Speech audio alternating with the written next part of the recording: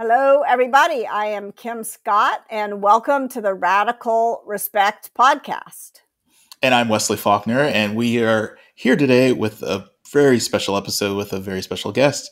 Tell us a little bit about her, Kim. All right. So Diane, welcome. Diane is a best-selling author, speaker, and culture transformation expert, sharing insights from over 2 decades of civic leadership, including her award-winning tenure as Municipal Chief Administrative Officer.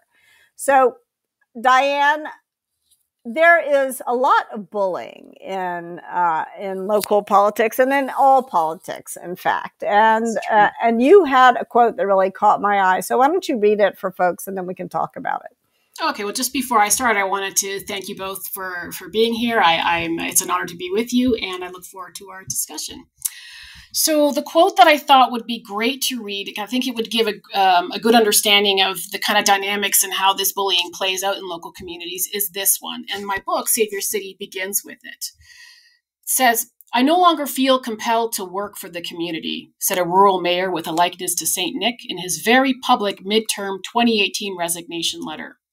"I actually feel ill every time I return to town and sick to my stomach to attend council meetings.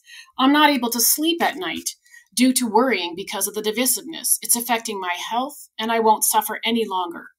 This resignation, which the mayor stated was due to the actions and behavior of a certain portion of the community that had poisoned the workings of council, was followed by the resignations of 2 other municipal council members. What made the mayor's resignation especially troubling was the fact that he had diligently served the same community for 30 years, 14 years as an elected representative, and the only thing that had changed was political culture over time. And where was this mayor? So this was a Canadian mayor, and again, that was in 2018, and it was a real turning point. The fact that he had decided to make that statement publicly was really significant because we often, you hear in politics, oh, this person resigned for personal reasons. It's not the most common thing, but it was a statement that he wanted to make, and I certainly wanted to highlight. Yeah. Wesley, what do you make of that statement? It was pretty powerful. I agree. The personal, like how people can actually not get reelected because they work with the other party is kind of the environment here in the States, where the divisiveness is not just something that's tolerated, but encouraged in some ways. And hearing someone that says that it's too much, it's so bad that I cannot stay in the role, and being transparent about it is a brave thing to do in these times. And I'm really glad that someone is not only able to say it kind of transparently, but as you said, this is like a multi-year person who did serving the public, and this is the worst that it's ever been. And just this past weekend, I'm not sure when this will air, but we just had an assassination attempt for one of the candidates here in the United States, and it's getting to the point where it's extremely scary.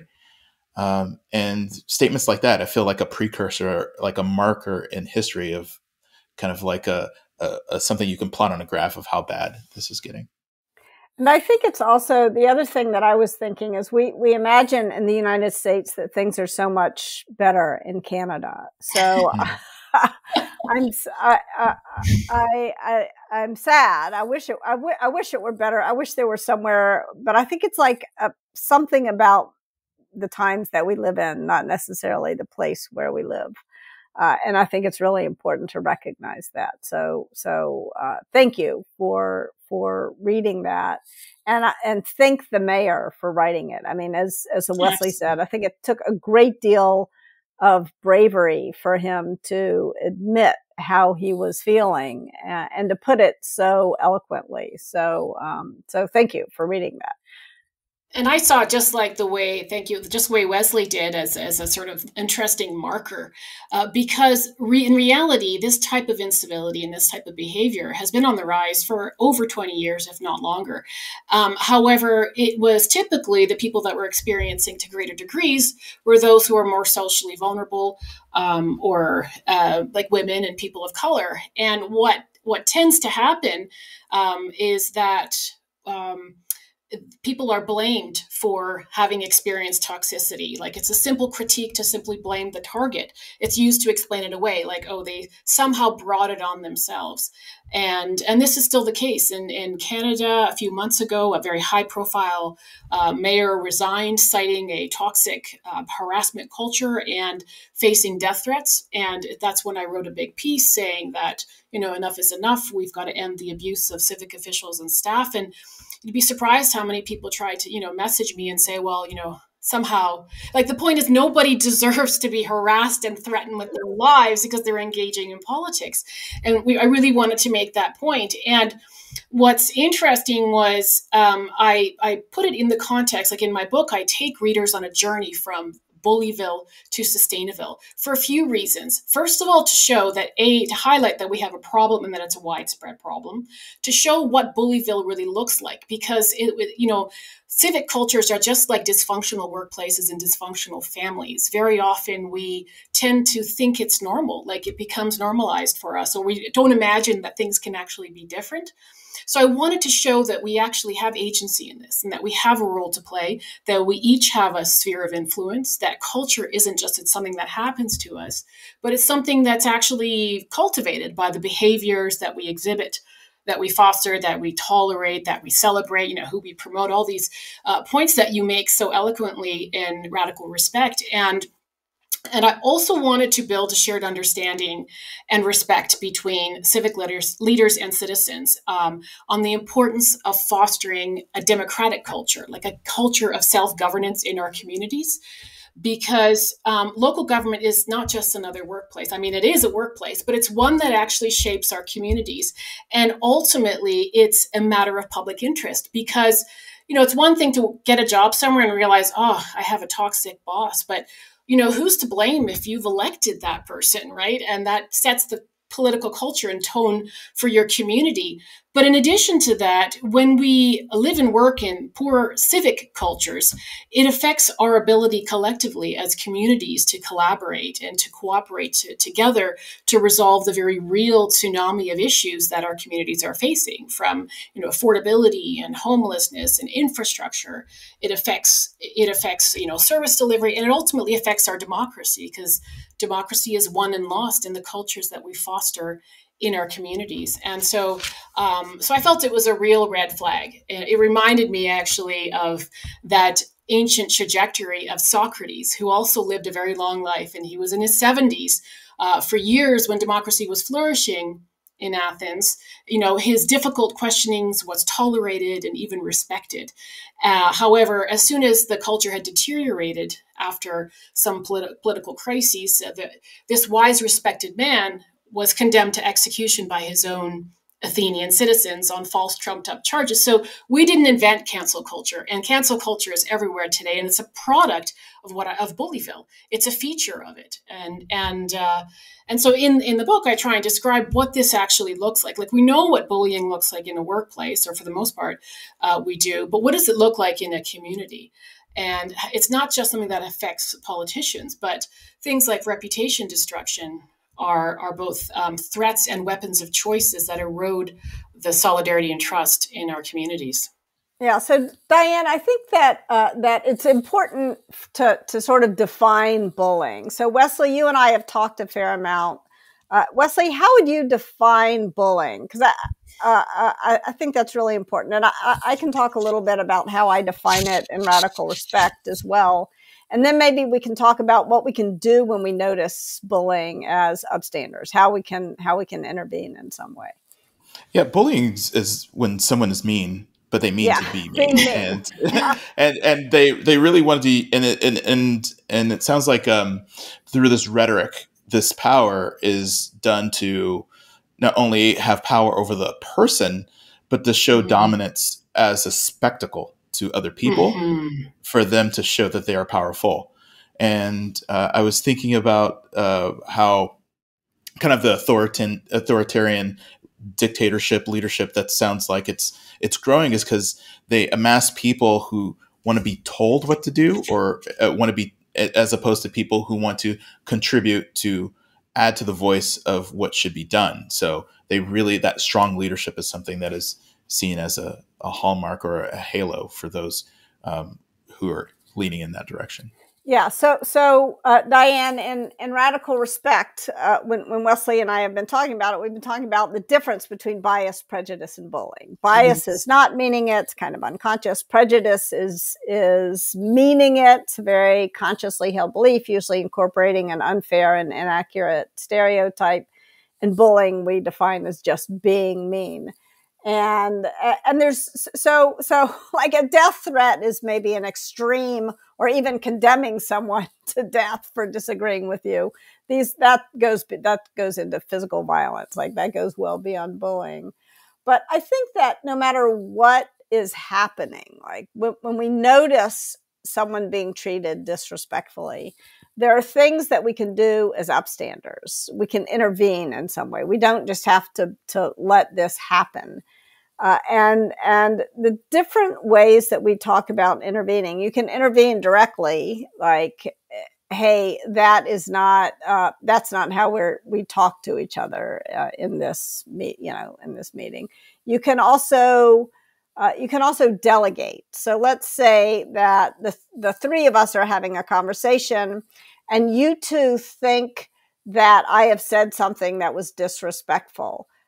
I would hope that even though Diane, you and I just, and Wesley and I just are talking for the first time, I would hope that we've created the kind of mini culture here on this podcast where you could tell me directly. But let's say you didn't feel comfortable telling me directly. You could catch Wesley's eye, and hopefully Wesley would understand that you're you're delegating the responsibility for intervening to him.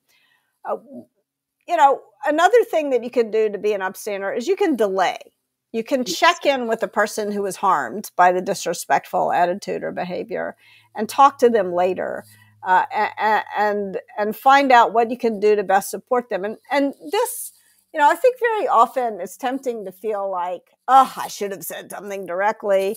But it can have a huge impact. There was one time when I was, I'll describe the benefit of delaying. I was giving a talk, and it was to a couple thousand people, a big team. And I was with two colleagues who were both men. And the person who was leading this team introduced my first colleague, shook his hand, introduced my second colleague, shook his hand. And then he introduced me, and I stuck my hand out for him to shake it. And instead of shaking it, he kissed it and kind of left spit on this gross moment. But what was even worse than that, what he did, was the fact that nobody checked in with me later and said, that was weird. You want a little hand sanitizer? And then I started to gaslight myself. I was like, am I the only one who thought that was weird? So delaying and checking in with a person can have a really big impact. You can also create a distraction. Just spill your coffee, or that can give the person harmed the opportunity to regain composure. And you can document. We're all carrying around these video cameras. Document what happened, but remember that the person who was harmed by the difficult behavior owns that documentation. I think that remembering that we all have a role to play in being upstanders when we notice this happening. And it's not acceptable for our leaders to be getting death threats and to be treated miserably. And I think it's so important that you show that being an upstander you can do this in a variety of different ways is so important, because oftentimes people don't, maybe their spirit or their heart is in the right place. They don't like what they're seeing. They wish they could have done something, but they feel because they didn't have the words or they didn't have the authority, they weren't in the right position, and that they couldn't say something directly. So therefore they did nothing. And oftentimes there's so many things you could do, and including citizens. If you see someone, you can intervene. It's another citizen. You can say, hey, that's not, appropriate behavior. Or even elected officials have to deal with this in public meetings very often. It doesn't always have to be, it's a wonderful thing when you see, for instance, a council stand up and say, we will not tolerate the abuse of our staff in a public meeting. If you have something to say, we're going to say it in a way that addresses the issues, not the individual, or to see elected officials standing up for each other, or even to see the chair of the meeting not allow another citizen to be yelled or shouted down or silenced by others. But there are still so many techniques like that where you could just simply pause the meeting if you see it getting really heated and then return with a calm statement. There's many techniques to do it. And I often am surprised the extent to which bullies can be very socially sensitive. Like, it's sometimes surprising how easy it is to shut down bullying behavior. It's a kind of spastic, cowardly-like behavior. I mean, there's a different type. Like, if you'll see an internet pile-on, for instance, happening where somebody is dumping on another citizen because of an unsightly property or something, and a bunch of people shaming that person, totally socially destructive, humiliating, behavior. And then somebody will jump in and defend that person and say, is this how you would like to be treated? And it's amazing how quickly people are like, oh, it depends on the individual. We do find a new type of citizen kind of arising that has got the lust for destruction, whose conscience seems to be really seared, like they're doing it for a reaction. They don't have that response of, let me correct my behavior. And I think that's where I really like what you talk about, the importance of having consequences for bullying. I mean, there are some people that bully very intentionally to harm, and they'll just continue doing it until there's some consequences. And that's really where a lot of this is coming. Like you mentioned, how now we're seeing potential assassinations. Bullying and harassment, unless stopped, it spreads like a contagion, and it intensifies in degree. Like, even in the U.S., there was a new report that came out from the Brenner Center for Justice showing that it's not just the amount of harassment, it's the degrees of harassment that are increasing. Now we have much more harassment, much more threats of violence than we did even 5 years ago.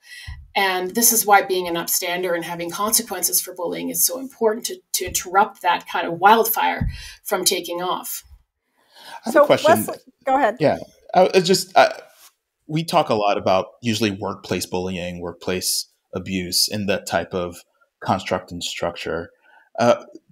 What do you think is, from our perspective, something that we're missing that we wouldn't know about how this plays out for government or local or more public places? Like, what are the things that you have seen that we don't necessarily talk about often? About how bullying plays out in communities?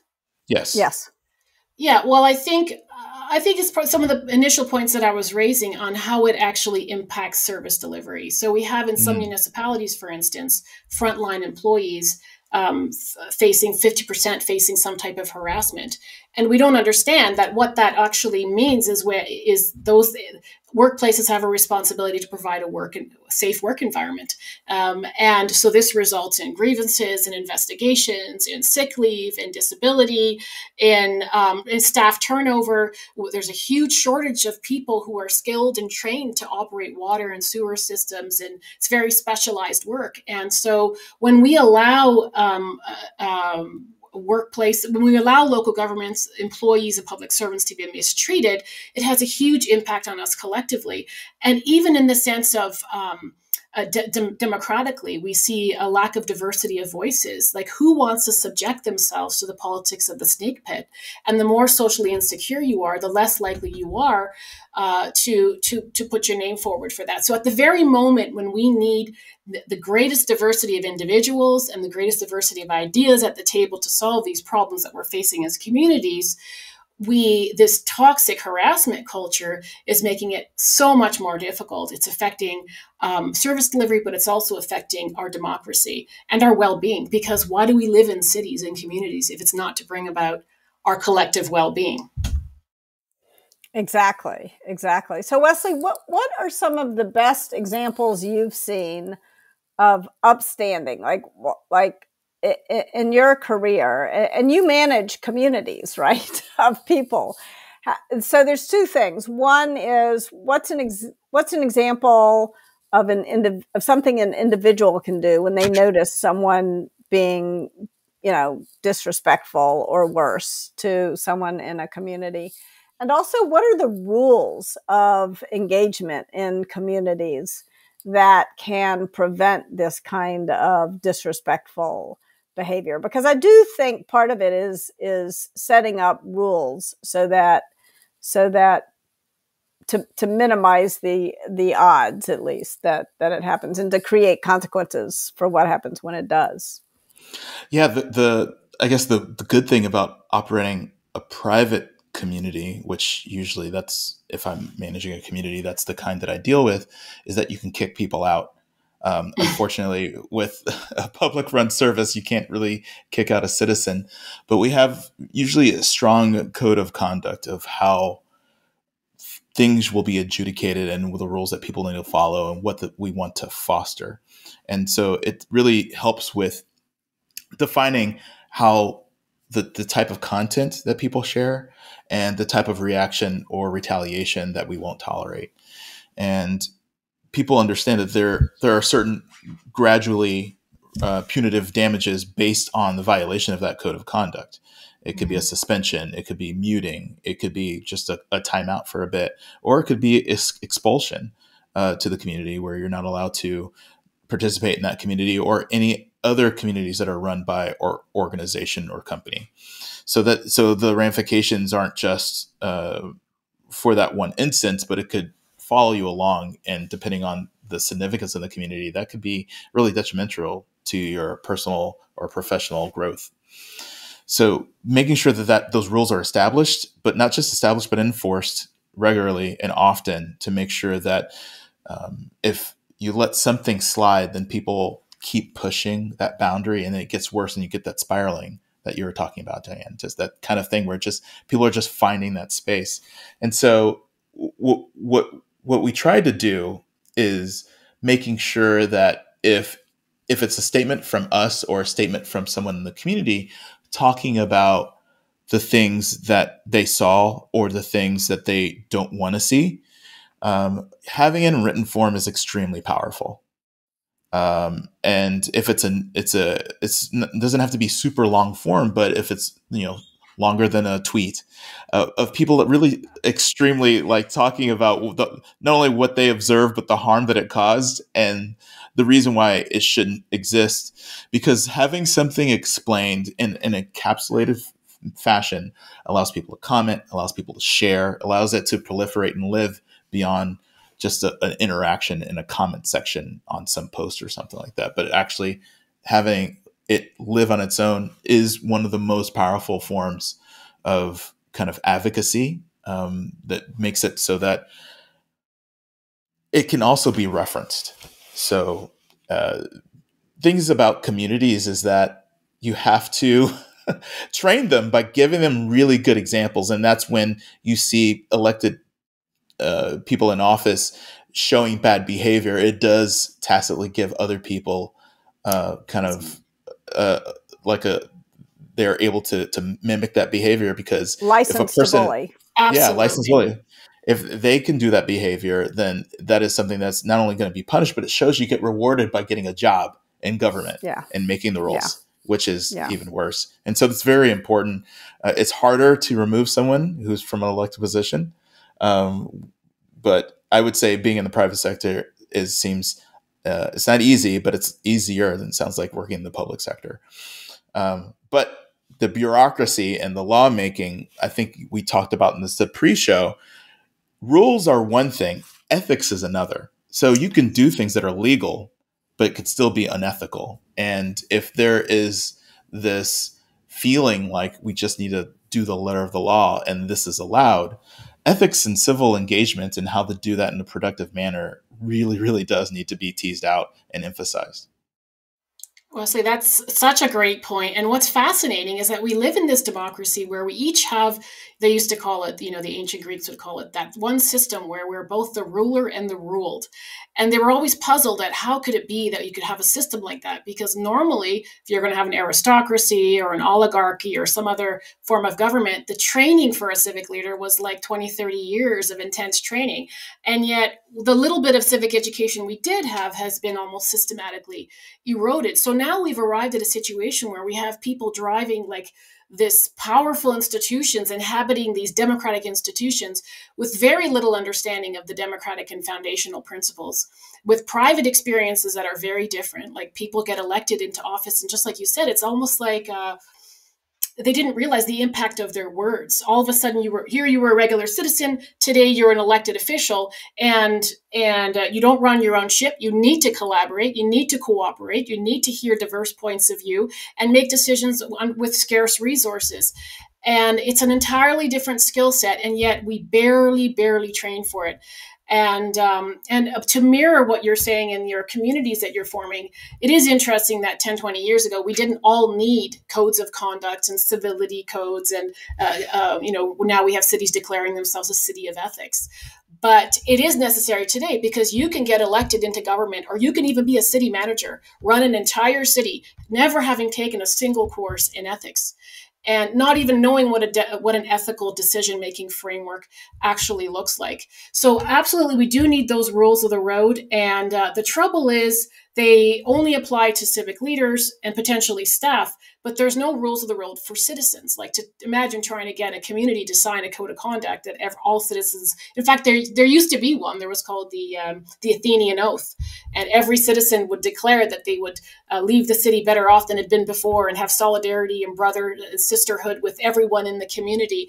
And that, doesn't seem like a realistic possibility right now, but certainly we need to have a spirit of goodwill for each other if we're going to be living in a democracy. Well, Diane, why don't you, we've just got a couple of minutes left. I'd love to hear a little bit more about your civility tour and what you're doing to make it better, because it can be better. And I really appreciate your efforts to make it better. Thank you so much. Yes. Well, after I wrote the book, I didn't really realize I was on the civility tour. I seemed to be in 2018 the only person talking about this as a major big issue. So I ended up, it was the media that first dubbed it as a civility tour. But what I really wanted to do was to express the point that civic culture can change, and that we're all responsible for it, and that toxic culture is indeed the greatest impediment to community building, just because, especially sustainable community building, we think that if we put in some green infrastructure or, do something that looks sustainable, that we've achieved our objective. But as we can see, it can all unravel if we don't learn how to get along together and kind of revive the art of living and working well together. And so I've been on the civility tour for 6 years now, and it's kind of culminated in a global civility summit. Along the way, I met remarkable individuals who are doing excellent work, who are taking ownership of the culture of their community, and have great leadership ideas and successes. And these leaders are from the United States. We have the keynote speaker is the mayor of San Antonio, Mayor Ron Nirenberg, and we have speakers from Canada. We have mayors, elected officials from Australia, as well as the United Kingdom, because we live in a global world, and this is a global problem with very unique local solutions. And the idea is that we get together and we can learn from each other. It's free, it's online, and every individual that takes it can develop their own civic culture management plan and take responsibility for their sphere of influence. And where can people learn more about this? At kalenacademy.com/summit. All right. We will drop that into the notes. Thank you so much for the work you're doing, Diane. We can work together better. We must work together better.